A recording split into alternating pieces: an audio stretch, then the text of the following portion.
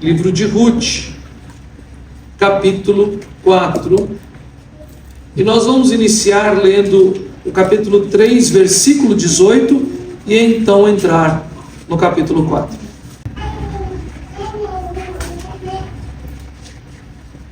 Diz assim a palavra do nosso Deus: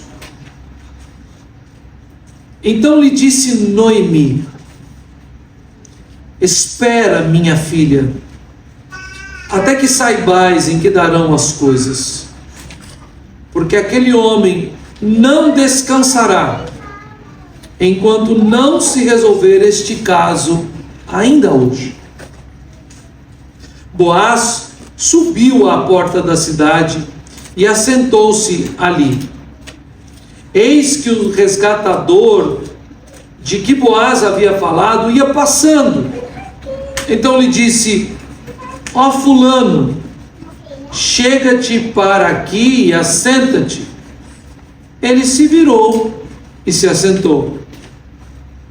Então Boaz tomou 10 homens dos anciãos da cidade e disse: Assentai-vos aqui. E assentaram-se.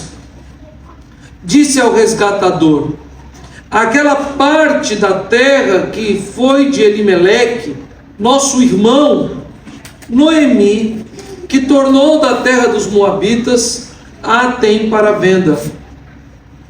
Resolvi, pois, informar-te disso e dizer-te: compra na presença destes que estão sentados aqui e na de meu povo. Se queres resgatá-la, resgata.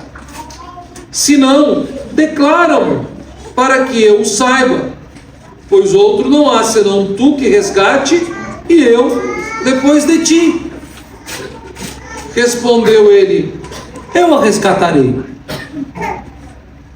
Disse, porém, Boaz: No dia que tomares a terra da mão de Noemi, também tomarás da mão de Ruth a moabita, já viúva, para suscitar o nome do esposo falecido sobre a herança dele.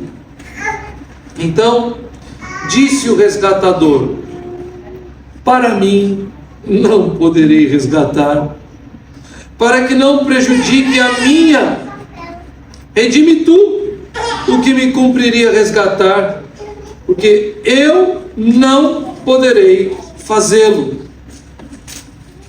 Este era outrora o costume em Israel, quando há resgates e permutas.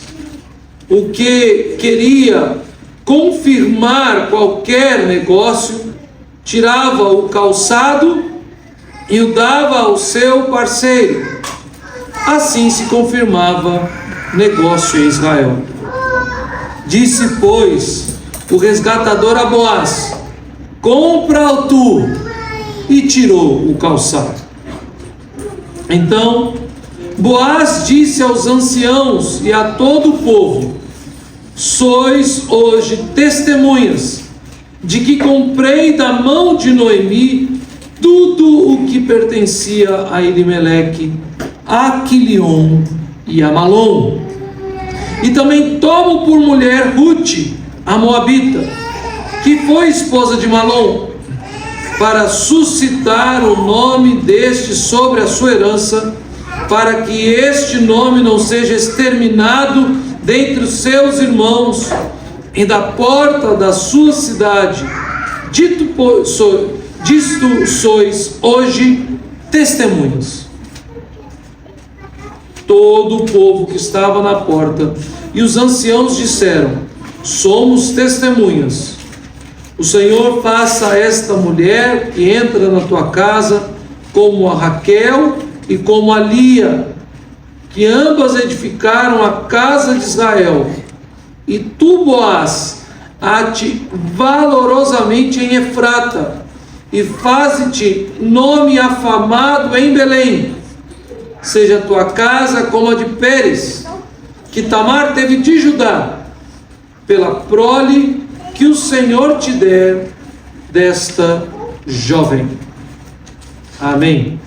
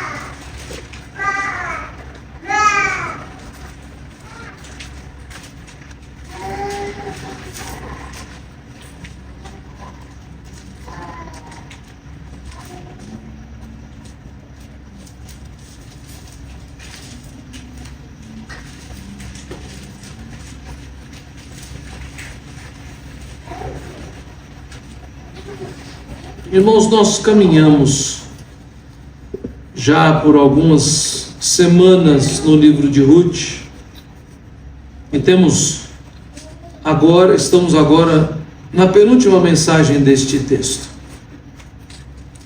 Como falamos na última vez que pregamos o texto de Ruth, o capítulo de número 3, para nós esse texto é também estranho, distante.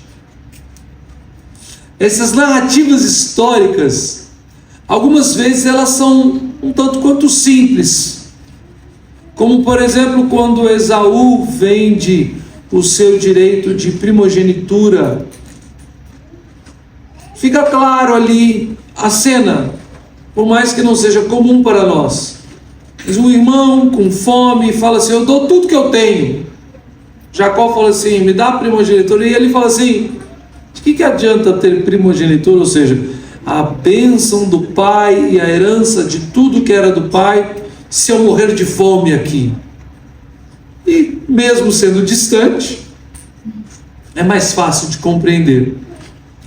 Mas no livro de Ruth, principalmente o capítulo 3 e o capítulo 4, essa primeira parte que lemos, ele é muito estranho e muito distante.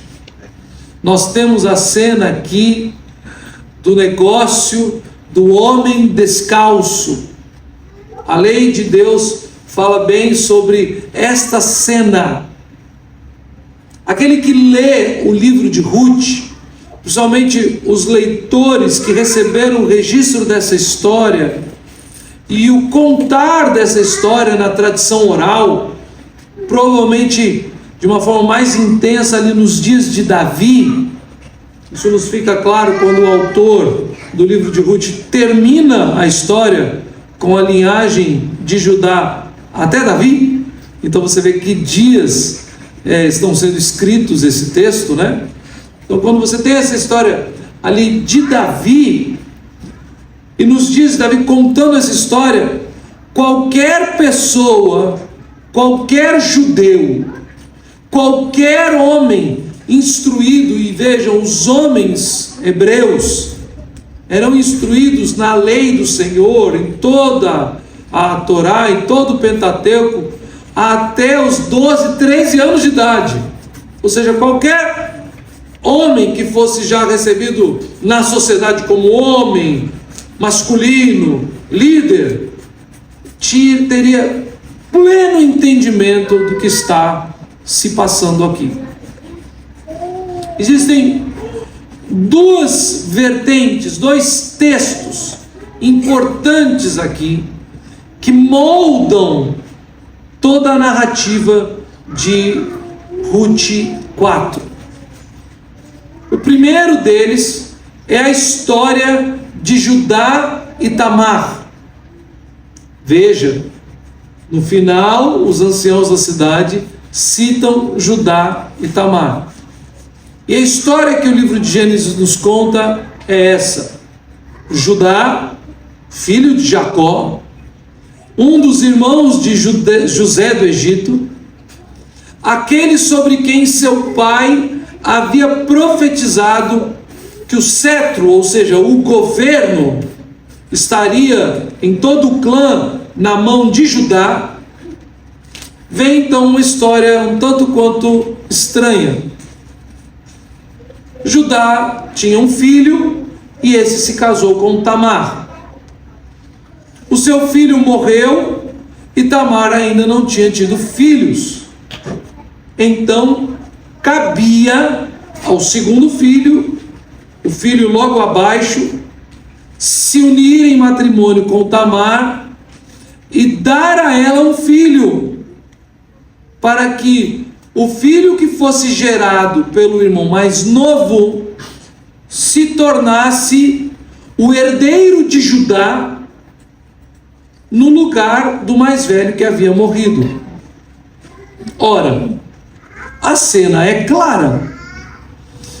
Se o irmão mais novo se vê agora pronto a receber toda a herança do pai, visto que o seu irmão mais velho faleceu, desejará ele fazer um filho na viúva de seu irmão, para que o seu filho biológico se torne seu sobrinho pela lei e se torne maior do que ele na herança e no clã do seu pai?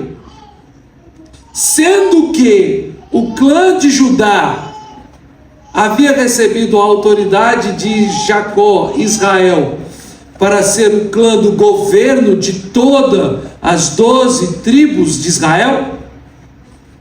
Você tem um homem pronto a ser rei dos reis.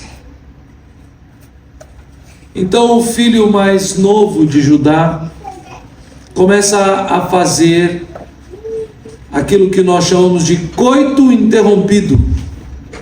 O texto diz que ele jogava a semente no chão para que não tivesse filho com aquela mulher.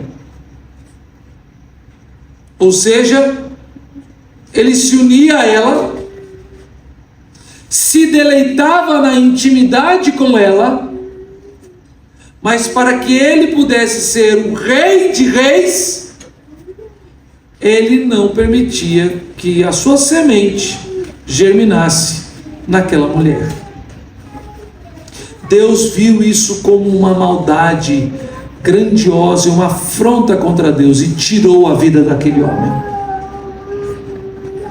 Judá então ficou apavorado, porque ele tinha diante dele uma viúva que havia tirado já a vida de 2 seus filhos, não ela, mas Deus. E o filho que ele tinha mais moço era bem mais jovem. Então ele disse: volta para a casa de seus pais, e quando ele for velho, nós cumpriremos a lei de Deus aqui. Tamar, passados anos, fica sabendo que o mais jovem cresceu, mas foi dado em casamento a outra mulher, e ela foi desonrada. Então, sabendo que seu sogro viria passar por sua região, Tamar se veste como uma prostituta. Nós não sabemos exatamente que tipo de vestimenta, mas o que de fato a Bíblia nos mostra e nos deixa claro é que ela se veste se cobrindo, não se despindo. Ela se cobre toda e provavelmente tem um véu sobre o seu rosto, a ponto de seu sogro sequer reconhecê-la. E seu sogro então se deita com sua nora, acreditando que ela era uma prostituta, e ela engravida dessa relação. Chega a notícia então que a viúva do filho mais velho, do herdeiro de Judá, está grávida, e ele está pronto então a fazer cumprir a lei agora. Não fez cumprir a lei dando o filho mais moço, mas agora vai fazer cumprir a lei. A mulher adúltera precisa ser apedrejada. E ela então manda em sua defesa uma peça, o bordão, um tipo de uma vara, cajado, que seu sogro lhe havia lhe dado como promessa de pagamento. E quando então ele recebe esse bordão, ele percebe então que ela foi gentil, pois ela não quis expor o seu sogro, e ela na verdade agiu dessa forma porque o seu sogro não havia cumprido a promessa com ela. o filho gerado de Tamar, da sua relação com Judá, seu sogro, que passou a ser seu marido, então, é Pérez. E este nome é importantíssimo, porque esse se torna o herdeiro de Judá, e toda a linhagem de Davi e de Jesus vem de Pérez. É interessante citar essa história aqui, mas nós temos no livro do Gênesis outra história que está correndo lado a lado com essa. E essa é a história dos Moabitas, que eu já citei aqui em outra pregação. Porque nós temos aqui a história do povo de Deus, e essa história recebe, entendam como eu vou falar, uma penetra nessa história, uma Moabita. E os Moabitas vêm de Moabe, e Moabe é filho de Ló. Quando depois da destruição de Sodoma e Gomorra, da morte da mulher de Ló, as filhas de Ló embebedam seu pai e têm relações incestuosas com ele, e elas engravidam de seu pai. Uma delas engravida e tem um filho chamado Amon, o pai dos Amonitas, ferrenhos inimigos dos hebreus. E outra delas se engravida e tem um filho chamado Moabe, o pai dos Moabitas, ferrenhos inimigos dos hebreus. Então você tem essa história de Judá, que para qualquer cristão sentado aqui nessa noite, e os pais de família com suas crianças pequenas ouvindo essas histórias, facilmente nós deveríamos ficar vermelhos de vergonha. É quase que tirem as crianças da sala, nós temos coisa muito séria para falar. Essas duas histórias cooperando e andando na linha da revelação, em paralelo. E neste momento, essas duas histórias convergem.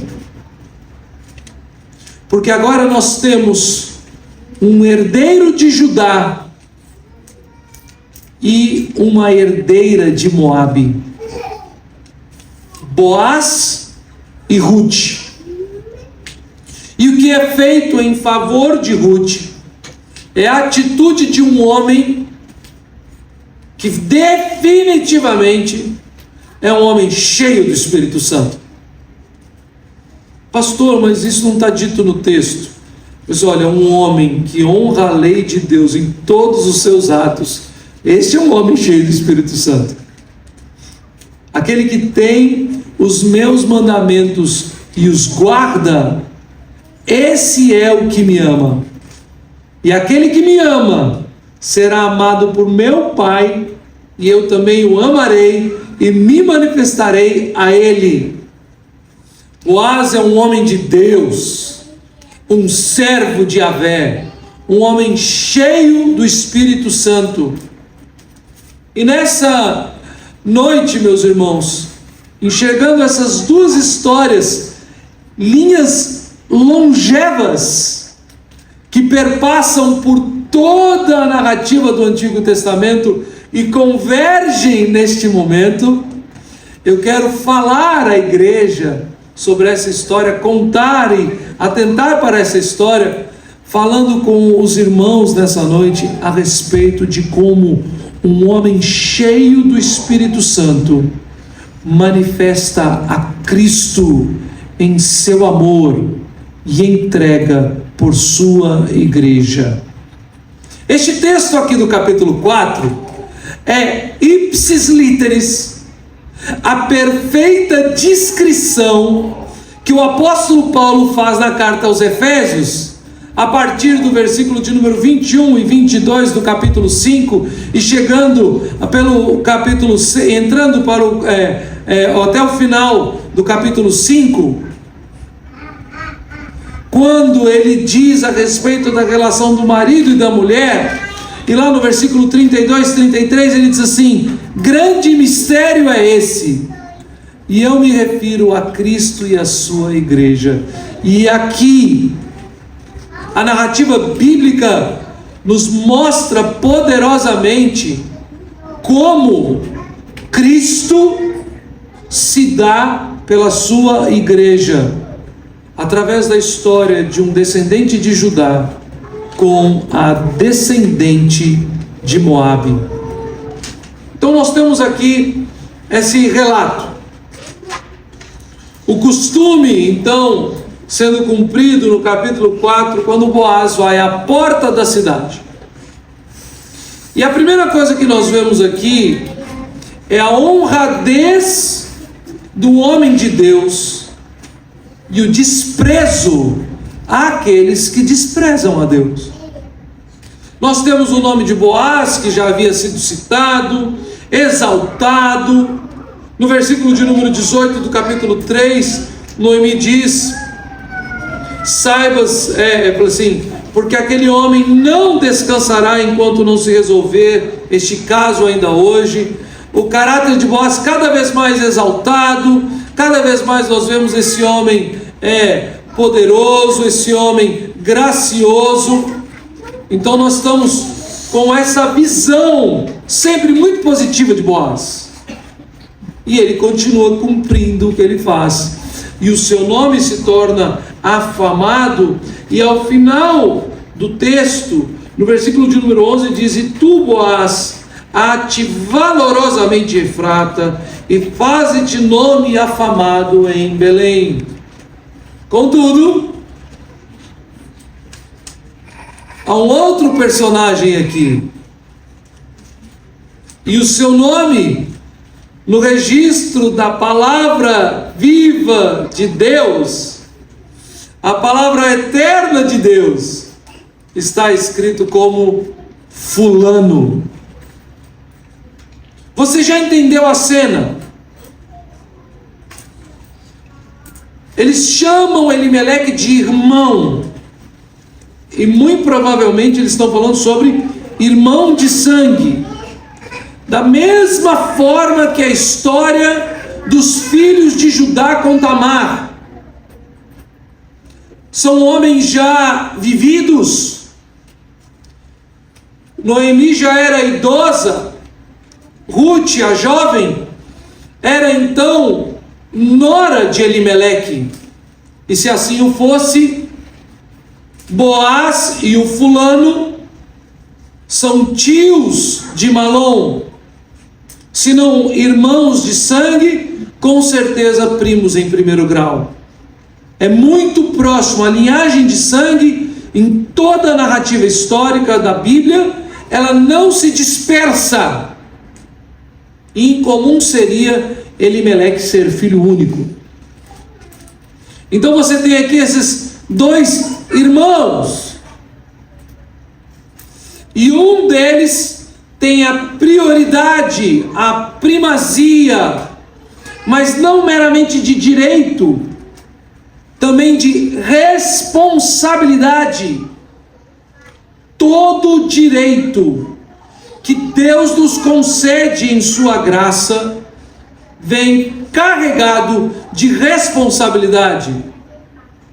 Vejam, por exemplo, com o ato mais sublime da obra de Deus em nosso favor, a salvação que recebemos em Cristo Jesus. Nós não nos salvamos, nós somos salvos. Não somos salvos por algo que fazemos, por algum tipo de mérito. Somos salvos pela graça. Somos salvos não de obra para que ninguém se glorie, mas somos salvos para toda boa obra. Nós não éramos merecedores, não éramos povo, mas fomos feito povo. e agora somos chamados pelo nome de Cristo, de tal forma que na história e na progressividade da história da igreja, os próprios inimigos da fé outorgaram aos servos e discípulos de Jesus um nome sublimemente excelente: pequenos cristos, ou seja, cristãos. Tudo aquilo que nos é dado por graça, por amor, num agir misericordioso de Deus para conosco, nos é dado com grande responsabilidade. A vocação cristã não é uma vocação da vida boa, da vida mansa. No vídeo que eu fiz e mandei para os irmãos lá da Inglaterra, eles passaram na igreja hoje de manhã, eu disse para eles: olha, vocês caminhavam comigo lado a lado para que nós pudéssemos concretizar um grande projeto missionário em Portugal. Mas as portas se fecharam de várias formas, e nós entendemos que não era o tempo certo de Deus para que nos mudássemos para Portugal. E aí a pergunta veio: o que fazer? E imediatamente eu respondi: se Deus nos deixou em João Pessoa, não foi para ficar descansando e contemplando a beleza. Deus só nos deixou em João Pessoa porque Deus determinou que nós o servíssemos em João Pessoa. Tudo aquilo que Deus nos dá com responsabilidade. E aqui nós temos um homem com graça e responsabilidade, mas ele de fato é irresponsável. Ele ouve todo o argumento de seu irmão Boaz, se assenta com ele à porta da cidade. Os anciãos da cidade são chamados como testemunha. Aqui é clássico essa cena de como se fosse a tribuna popular da cidade. Aqui é tipo uma câmara de vereadores, aonde as questões públicas são levadas para serem tratadas pelos legisladores. É na porta da cidade. Eles se encontram em praça pública para uma questão social. Aqui é uma questão nítida de cumprimento da lei de Deus e de justiça social. Há uma viúva e ela precisa ser resgatada com todas as suas posses, e essa é Noemi. E este homem, então parente de Boaz, diz: eu resgato. Noemi é idosa, não pode ter filhos, e tudo aquele que pertencia a Elimeleque, aquele homem deve pagar para Noemi, cuidar de Noemi na sua velhice, mas o fruto será todo dele. É um investimento. Talvez ele não vai ter um resultado imediato, mas é um bom investimento. É como se disséssemos o seguinte: tem uma senhora idosa na nossa igreja, e quem assumir o cuidado dessa senhora, levar ela para casa, cuidar dela, a família aqui da Sólida Glória, que então acolher essa senhora viúva, que não tem filhos, sozinha, vocês vão ter que cuidar dela, pagar o plano de saúde dela, vão ter que tratar dela, ela vai piorar na sua saúde, vocês vão ter que cuidar como se fosse a mãe de vocês, com todo o carinho. Mas ela já é idosa, talvez um pouco enferma, e no momento que ela falecer, ela é uma mulher de muitas posses, e quem acolhê-la como mãe, investir, cuidar, zelar, receberá depois da morte dela todas as suas posses. E olha, são muitas. Como a história daquele homem aqui da região de João Pessoa e de sua família, que um dia já foram os proprietários de todo o território ali de Intermares. Eu não sou daqui, mas eu já ouvi essa história. Já houve um homem que foi dono de tudo aquilo. Hoje um dos donos lá é Carlos, né? Ele tem o seu apartamento, mas é dono. Aquilo tudo já foi de um homem só. Já pensou? Mas pastor, não cabe no meu apartamento. Irmão, gasta um pouco mais, aluga uma casa boa. Pastor, mas nós não temos os recursos, irmão. Paga aí não é Unimed, não, é o Golden Cross. Investe numa cuidadora de idosos. Pastor, mas isso vai ser uma fortuna, irmão. Daqui a um tempo você vai herdar toda a Intermares. Este homem disse: é meu, eu resgato. Boaz muito sabiamente diz assim: então agora, ao resgatar as posses de Noemi, você também terá que resgatar a viúva de Malom e se deitar com ela, e ela conceberá um filho. E ele diz: não resgato, porque ele teria que investir na vida de Noemi, ele teria que investir na vida de Ruth, ele teria que dar um filho a Ruth, mas o filho biológico desse resgatador seria um filho pela lei de Malom e Elimeleque, e ele seria dono de toda a Intermares, e não nenhum de nós. Já pensou então na cena agora? Você vai acolher uma mulher em sua casa, uma viúva idosa, mas ela tem uma nora jovem, e aí com certeza as irmãs aqui já vão ficar com a pulga atrás da orelha. De jeito nenhum. É claro, meus irmãos, outro contexto histórico, outra narrativa histórica, é estranha, isso vai acontecer no nosso meio, mas você vai cuidar dela, investir nela tudo, mas assim que ela tiver um filho, o filho dela é dono de tudo, e para você não terá nada. Então ele diz: ora, eu vou gastar dos meus recursos, investir o que eu tenho nisso, pagar a terra para Noemi, e quando nascer um menino, esse menino será filho de outro, e não me sobrará nada. Provavelmente, se de fato Boaz e esse homem eram irmãos de sangue de Elimeleque, então provavelmente Elimeleque era o irmão mais velho, e ele também já era o herdeiro das coisas do clã e do pai, sendo eles de Belém, terra próspera, do clã de Judá, o clã de Pérez, o clã da autoridade.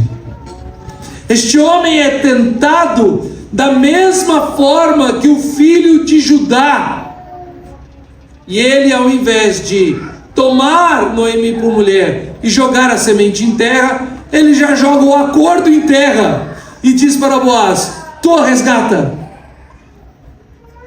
Vejam, meus irmãos, Deus dá aos seus servos grande graça, revestida de grande responsabilidade. E aqui nós temos um homem cheio do Espírito Santo de Deus, conversando na porta da cidade, na presença dos anciãos, com um irresponsável. Ele é o primeiro resgatador, ele tem responsabilidades diante da lei de Deus. E um detalhe não pode nos passar desapercebido: o seu nome é Fulano. Sem dúvida nenhuma, O nome deste homem não é fulano. Mas lembrem-se ainda lá do comecinho das nossas exposições do livro de Ruth, o significado dos nomes. E aí o significado do nome de Elimeleque, o significado maravilhoso, mas o significado do nome dos seus filhos, o significado terrível. E aí, este homem agora, qual é o significado do seu nome? Não! O autor do texto sequer dá nome a ele.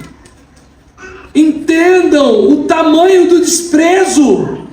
Fulano, eu tenho certeza que nenhum irmão aqui nessa noite gostaria de ser abordado na rua e falar assim: ô fulano, fulano não, Lugero, L-U-D-G-E-R-O,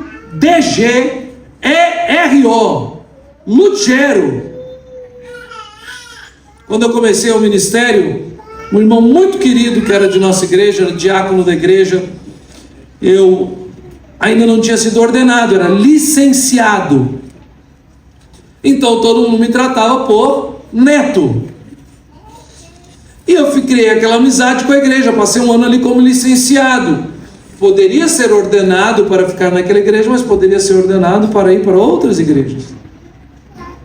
E aí quando o meu presbitério decidiu me ordenar, falou: agora você vai ser o pastor ordenado daquela igreja na qual você trabalhou. E aí esse diácono me abordou e falou assim: pastor, e agora? Eu posso chamar o senhor de neto? De reverendo? De pastor?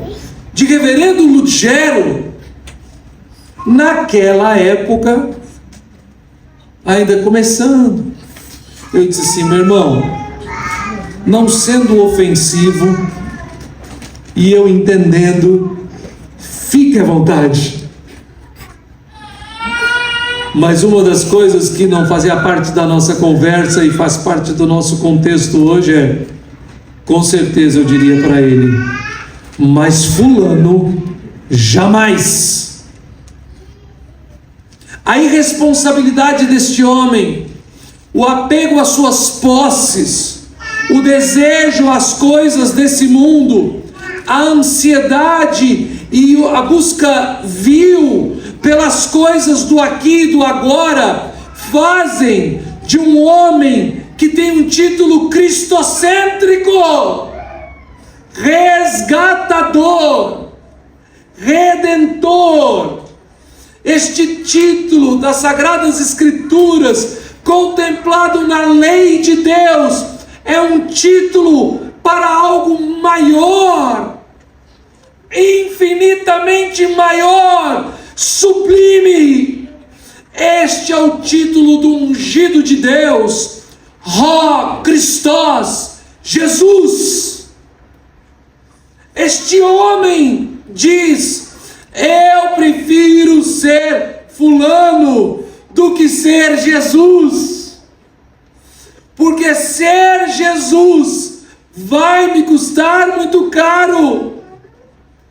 Veja, meus irmãos, esse é o dilema desse texto. Ele diz: ser Jesus vai me custar tudo. E sabe de uma coisa? Quando ser de Jesus, ou ser Jesus, ser cristão, me custará tudo. E a glória, as posses, a herança, os tesouros serão de outro e não meus. Fulano é o nome deste homem. Fulano é o nome daquele que quer ser alguém e não quer ser o que Deus lhe chama a ser. Fulano é aquele que despreza a lei de Deus, buscando benefício próprio. Mas nós temos um homem cheio do Espírito Santo. Essa história, eu já falei isso várias vezes para você, mas quando eu estou falando de novo, eu fico engasgado e apaixonado por essa história. Que história de contrapontos! Há uma relação profunda de ponto e contraponto.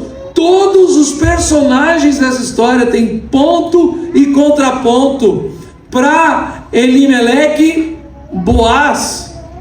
Para Noemi, Ruth. Para o fulano, agora nesse contexto, Boaz. É impressionante.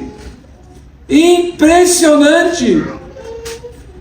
E Boaz, então, à luz da tolice de fulano, se torna ainda mais afamado e virtuoso. E ele então diz diante de todos: então Boaz disse aos anciãos, versículo 9, e a todo o povo: sois hoje testemunhas que comprei da mão de Noemi tudo que pertencia a Elimeleque, a Malom e a Quilion, e também tomo por mulher Ruth a Moabita, que foi esposa de Malom, para suscitar o nome deste sobre a sua herança, para que este nome não seja exterminado dentre seus irmãos, e da porta da cidade. Disto sois hoje testemunhas. O homem cheio do Espírito Santo de Deus, ele não está ali por paixão carnal.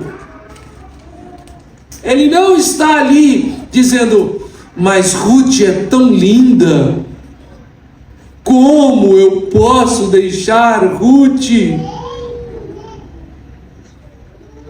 Ruth é tão preciosa, olha que mulher virtuosa. Ruth faz cada pão de cevada, me ganhou pelo estômago. Não, não, não. O texto nos deixa claro que o resgatador tem em mente uma visão muito mais ampla, de não deixar que o nome de um de seus irmãos seja exterminado de entre os nomes dos anciãos que governam a porta da cidade. Há uma família em risco, e esta família em risco é parte do povo de Deus, são consanguíneos.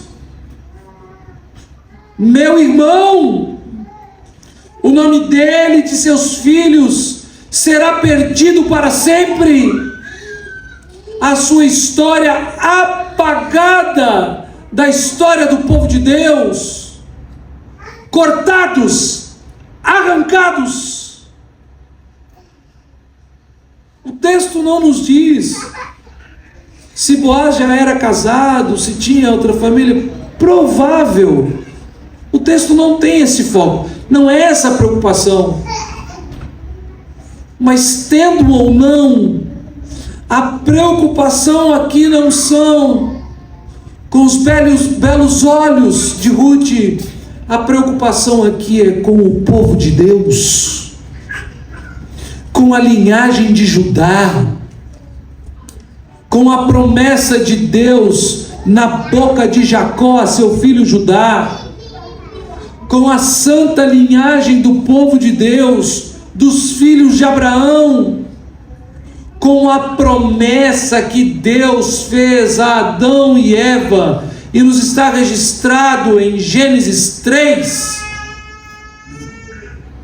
que da semente da mulher viria quem? O resgatador, o redentor, e ele seria o instrumento de Deus para pisar a cabeça da serpente. Ele seria assim ferido, ele seria entregue para ser ferido, e a serpente lhe morderia o calcanhar, mas ele pisaria a cabeça. Esta é a preocupação do servo de Deus, um homem cheio do Espírito Santo de Deus. Nós precisamos nos entregar e pagar o preço que for em favor da linhagem santa. Era isso o que Deus promoveu no coração, foi isso que Deus promoveu no coração de Boaz naquele instante. Foi assim que o Senhor preservou na sua providência graciosa a linhagem de José e Maria, para que de Maria nascesse Jesus. Vejam, esse é o olhar de lá para cá, do Antigo Testamento, olhando para a cruz. E é muito interessante, porque assim como na cruz do Calvário, Boaz também vai exercer a justiça de Deus em favor daqueles que sequer eram povo de Deus, a Moabita, e ele vai à porta da cidade para resgatá-la. Isso foi na porta de Belém, assim como nas portas de Jerusalém. Jesus se colocou como resgatador em favor da sua igreja, a sua noiva, fazendo ali justiça em nosso favor, que antes não éramos povo, mas agora em Cristo somos povo. Um homem cheio do Espírito Santo de Deus, ele é Cristo no seu lar.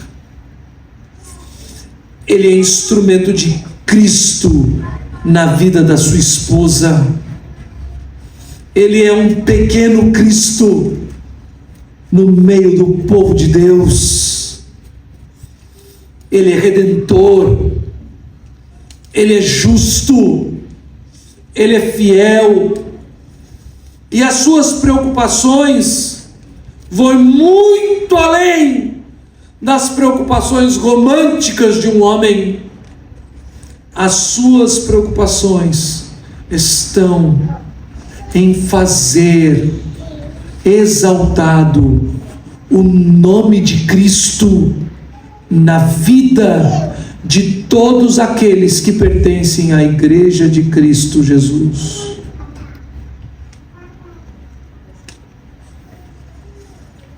Meus irmãos, nós somos uma congregação, uma plantação de igrejas, mas ouso dizer-lhes nessa noite que se o Senhor nos conduzir com graça, seremos por pouco tempo.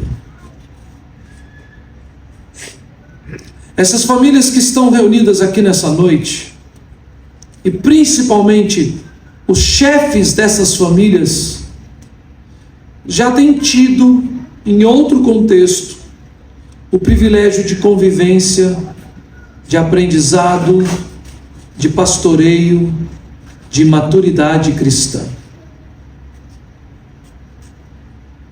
E esta igreja, a fim de ser organizada enquanto igreja, no contexto da nossa denominação, a Igreja Presbiteriana do Brasil, nesse exato momento, a nossa congregação só precisa de 2 detalhes: presbíteros e diáconos. Nos últimos 3 meses, nós percebemos que a igreja tem bastante força econômica, por causa da fidelidade dessas famílias, para poder sustentar as causas locais. Eu conversava com o papai no carro, e ele me perguntando como tá, como não tá.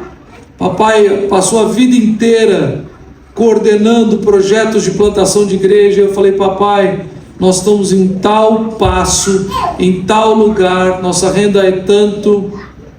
Aí ele falou assim: meu filho, olha, o alvo que vocês devem ter é tanto, para poder ter o prédio da igreja, o sustento pastoral e ter liberdade para serem generosos nas causas da igreja, missões, dízimo ao Supremo Concílio, o exercício da diaconia.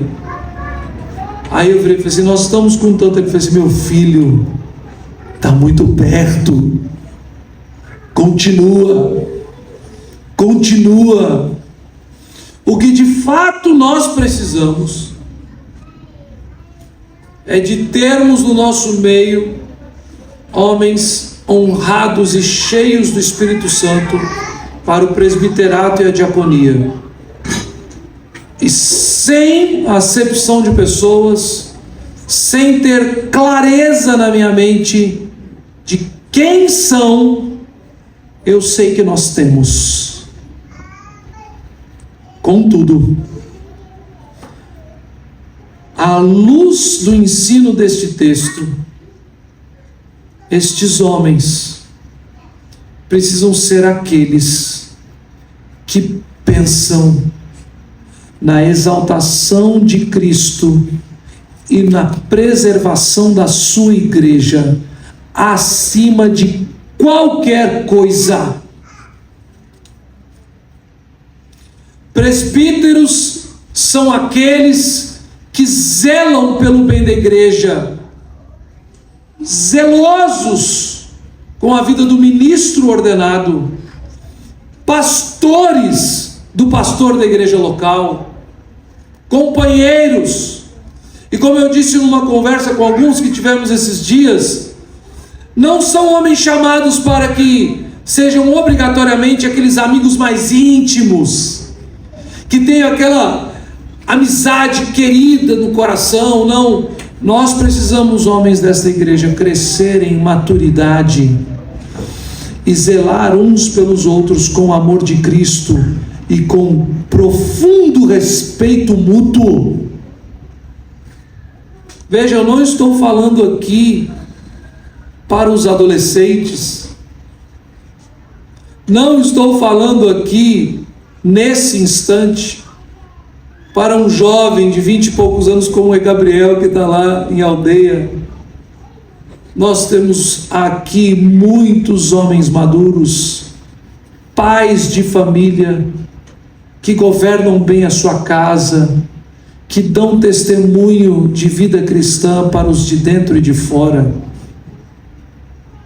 Mas nós precisamos entender que grande graça nos é dada com vocação e com grande responsabilidade. Nós precisamos nos levantar como homens nessa igreja, mais preocupados com a glória de Cristo do que o bem-estar imediato da minha família. Porque para ser um presbítero é necessário enfrentar situações difíceis. Eu não estou falando sobre o orçamento anual da igreja, que faz parte do trabalho do conselho da igreja, mas é do pastoreio da igreja, para que nenhuma família dessa igreja tenha o seu nome apagado da porta dos anciãos do povo de Deus, para que todos aqueles que se aproximam deste local sejam encontrados por nós na graça do Redentor Jesus, para que a nossa amizade, o nosso acolhimento, o nosso braço aberto, assim como a nossa palavra pastoral, a nossa exortação, o nosso chamado à responsabilidade, sejam sempre com os olhos da cruz. Nós recebemos de Cristo Jesus tão grande salvação e uma vocação maravilhosa de sermos a sua igreja, o seu povo. Nós precisamos entender quão grande responsabilidade. Eu olho para os homens que aqui estão, repito, não tenho em minha mente de forma nenhuma, olha, fulano tem mais característica para presbítero, Beltrano eu vou preparar para ser diácono. Não tenho mesmo. Mas uma coisa eu sei, nessa noite não temos nenhum fulano aqui. E o Senhor nos chama a zelar por sua noiva. Vejam, o Senhor dá em nossas mãos e diz: cuidem, adornem, protejam e amem a minha noiva, porque eu voltarei e cobrarei de cada um de vocês a grande graça e grande responsabilidade que eu outorguei a vocês,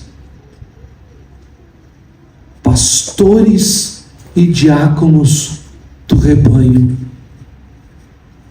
Meus irmãos, eu poderia ter preparado esse texto para puxar a brasa para minha sardinha, mas eu não o fiz. E nos lembrando do texto de Mateus capítulo 6, que lemos hoje, do texto da confissão de fé, que lemos agora há pouco, capítulo 1, parágrafo 5, e vendo a revelação de Deus na história de Ruth e Boaz, não poderia o Senhor ter tido a oportunidade melhor de nos dizer o que Ele está nos dizendo. Prestem bem atenção, Ele está falando, não sou eu. E eu estou deveras surpreso com aquilo que Ele está dizendo e eu também estou ouvindo. Nós precisamos caminhar para sermos igreja. Nós não podemos ser como o papai tem citado esses dias, aquele filhinho que tem 45 anos de idade e sequer arruma uma namorada, uma noiva, porque ele não vai conseguir ficar sem comer o feijão da mamãe. A nossa igreja mãe, a Igreja Presbiteriana de Jaguaribe, é uma bênção. Tenho comentado todos os dias, comento muito com o Ju, comento muito com o papai. Que privilégio tem sido esses últimos dias caminhar perto do reverendo Estevão. Como é importante para a minha formação e para o meu crescimento ministerial ver um homem tão experimentado conduzindo a igreja, a reunião do conselho. Que visão preciosa eu tenho tido nas reuniões do conselho que participei, mesmo tendo sido poucas. Os presbíteros de Jaguaribe são homens preciosos, dedicados, fortes, querendo o melhor para a igreja de Jesus. É deleitoso estar naquela reunião. Mas nós não fomos chamados a nos acomodar no colinho deles. Nós somos chamados a crescer e a solidificar e formalizar o trabalho pelo qual Deus nos chamou como igreja local. Nós precisamos pensar concretamente entre os homens desta igreja, debaixo do cuidado e da instrução do Conselho de Jaguaribe, aonde nós vamos nos estabelecer. Nós precisamos orar, irmãos. Nós precisamos comprar um terreno e construir um prédio. E nós precisamos sair aqui dessa parte turística. Eu falei desde o começo, eu tenho que falar com os irmãos, olha, por mim pode ficar 1 ano, 2 anos no hotel, aqui é bem confortável. E eu sempre digo, mas que Deus não me deixe acomodar aqui. Nós precisamos pedir ao Senhor, como a igreja de Antioquia, em jejum e oração, que nos diga aonde ir e nos conduza a uma região dessa cidade que ainda não tem uma igreja presbiteriana do Brasil. Eu tenho no meu coração, pobre coitado do Kelson, com quem eu compartilho isso dioturnamente. Kelson já está provavelmente dormindo e eu estou lá entrando madrugada dentro, assim, Kelson, olha isso daqui, Kelson, olha isso daqui, liga isso daqui, procura esse corretor, não sei o que, Kelson faz isso, Kelson aqui. Assim, aí eu mando assim, Kelson, pelo menos eu falo isso, né, Kelson? Assim, Kelson, me perdoa, está te perturbando. Mas nós precisamos, e nós temos toda a condição de nos estabelecer. Nós precisamos nos lembrar dos nossos pais na fé, os peregrinos puritanos, que para terem liberdade religiosa, deixaram tudo para trás na Inglaterra, entraram em barcos de madeira e viajaram para o desconhecido na América, e ao chegar e aportarem ali nos Estados Unidos, eles queimaram os barcos, para não serem tentados a voltar para trás. O primeiro grande inverno matou 1/3 dos imigrantes. E foi daí que surgiu que depois que eles tiveram a grande primeira colheita, depois de tanto sofrimento no primeiro ano, o dia de ação de graças, que faz parte da história do movimento missionário na Igreja de Cristo. E nesse dia de ação de graças, eles celebraram. É por isso que o caráter da igreja, prestem bem atenção, não é fácil o pastor dizer isso, não. É por isso que o caráter da igreja americana, por anos e anos, e ainda há muito disso na cultura deles, é de tamanha entrega. Juan comentou comigo sobre os irmãos com quem ele convive, né? A vida deles é muito simples, mas se for para fazer para o reino, para missões, para a igreja, eles dão muito.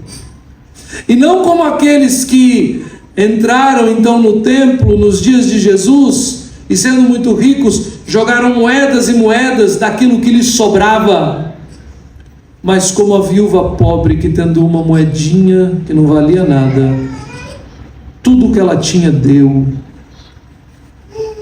Exigirá de nós muito grande responsabilidade o sustento financeiro dessa igreja. Nós precisaremos ser ousados e não nos contentar com a lei, mas nós precisamos nos derramar em generosidade, cada um na medida que o Senhor conceder. Nós precisaremos sustentar essa igreja em oração. As nossas reuniões de oração não poderão ser resumidas às quintas à noite. Os homens vão ter que se decidir e me ajudar. Se o horário for, com todo amor ao Zé, às 5 da manhã, às 5 da manhã será. Nós precisaremos investir o nosso sustento em oração, em intercessão e súplica em favor da obra de Cristo no nosso meio. E em terceiro lugar, nós precisaremos estar presentes, dedicando todos os nossos dons e talentos nas mais diversas frentes de trabalho desta igreja. Meus irmãos, Boaz é Cristo. um tipo de, uma sombra daquele que em favor do povo de Deus, pela preservação da santa linhagem de Deus, prometida a Adão, a Abraão, a Jacó, a Judá, e cumprida em Jesus,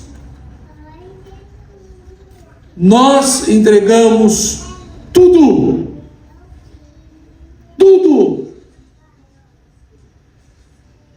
Quando preguei no domingo passado sobre o Salmo 127, falei, né, sobre termos muitos filhos e tal, não sei o quê.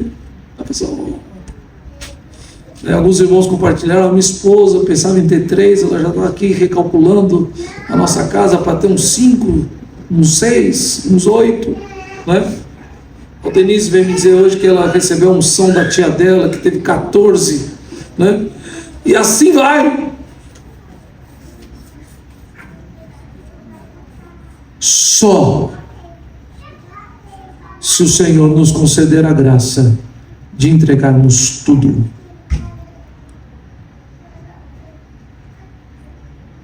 Os nossos recursos, o nosso serviço, a nossa presença, o nosso amor e os nossos joelhos em súplica e oração.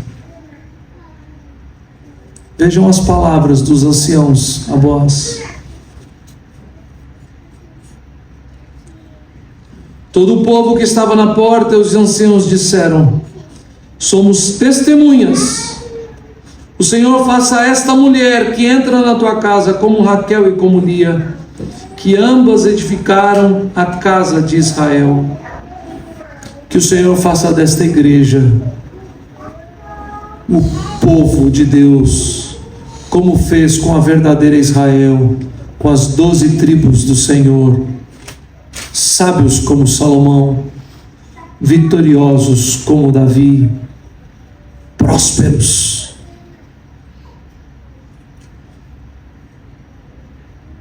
E tu, Boaz, há-te valorosamente em Efrata, e faze-te nome afamado em Belém. E nós, homens dessa igreja, hajamos valorosamente, para que o nome de Cristo seja afamado por toda João Pessoa. Seja a tua casa como a de Pérez, que Tamar teve de Judá, pela prole que o Senhor te der dessa jovem. Sejam as nossas casas a casa do cetro de justiça, porque Cristo reina no nosso meio, e esta casa, esta igreja, seja ministério de bênção aonde o Senhor nos colocar. Irmãos, eu poderia continuar aqui. Tem um copinho d'água aqui, é só beber. Mas o Senhor já falou ao nosso coração nessa noite. Tudo.